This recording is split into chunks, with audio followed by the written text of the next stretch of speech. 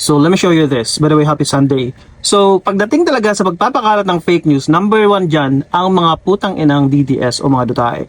So, itong Evore na isa sa mga pinakatalamak, pinakamasahol at salot at siraulong DDS sa X, nagpapakalat na naman sila ng fake news. Pero syempre, hindi lang naman siya. Mayroon talagang top source. Okay? So, hinahanap natin kung sino yung top source. Pero, itong pinakalat niyang fake news, this was March 14. So, ano na ngayon? 15 na. So, kahapon. March 14, 11:43 p.m.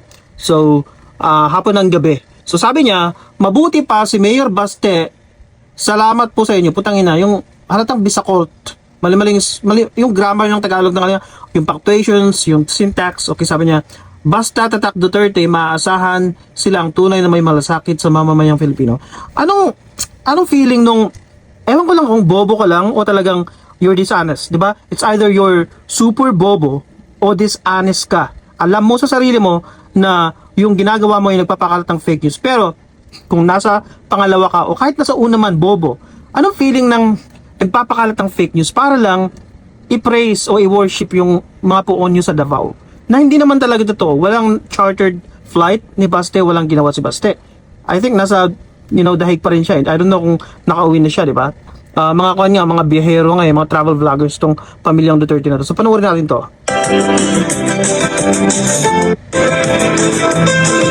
So, yun lang naman. Lord, thank you. Nakauwi na sila ng safe galing Dubai. Ipagpatuloy na lang po. Salamat sa Duterte family. Diba? Mga salo talaga itong mga to.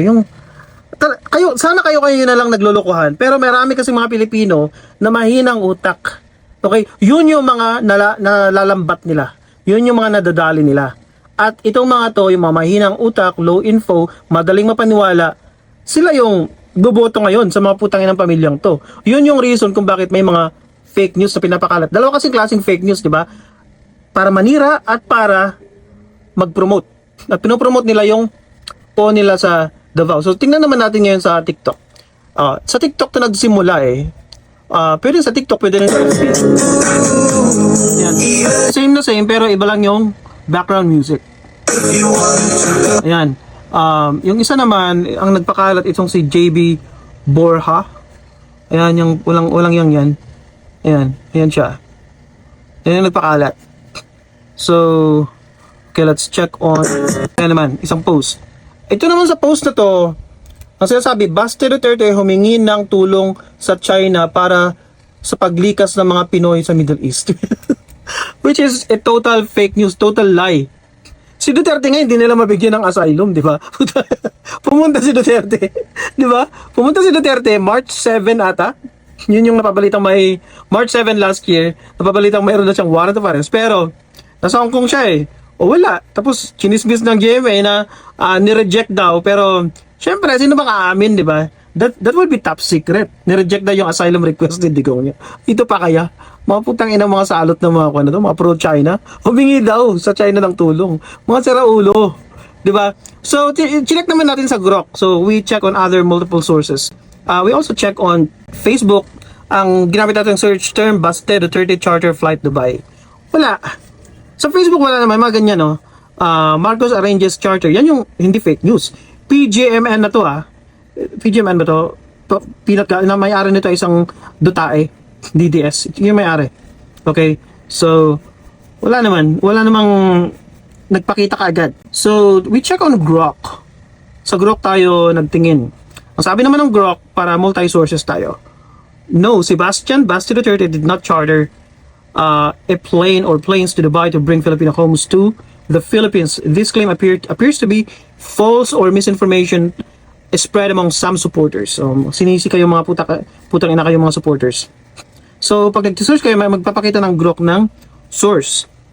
So, wala talaga. Charter flights, ang nag-arrange talaga ang gobyerno ni Marcos. Diba? Actually, pinuso natin yan. Ito, good news. Nakauwi na ang 442 OFWs mula UAE.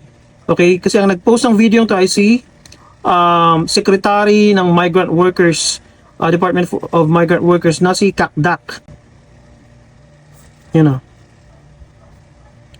Alright, so balik tayo dun ngayon sa X. Sino yung mga nagko-comment? Siyempre, may mga magde-debunk. Fake news ka na naman. Talagang kilala itong fake news peddler, itong Evore. Yan o.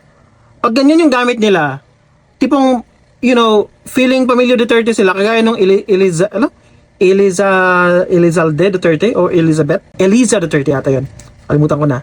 Ang kapal na mukha, ang pangit naman, tapos nagpipretend na Duterte, gamit ang Duterte, na surname, ba't hindi mo gamitin yung apelyado mong totoo?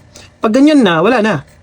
Salot na. Demonyo na. Siraulo na pag ganyan. Lalo na pag gumagamit sila ng yung mga ganyan, AI-generated photos ni Sarah, ini-AI generate na lang niya, wala na. Yan na yung top level 1 na sa pagdating sa pagiging salot at fake news. So, yan di lahat utak Duterte clone tulad mo.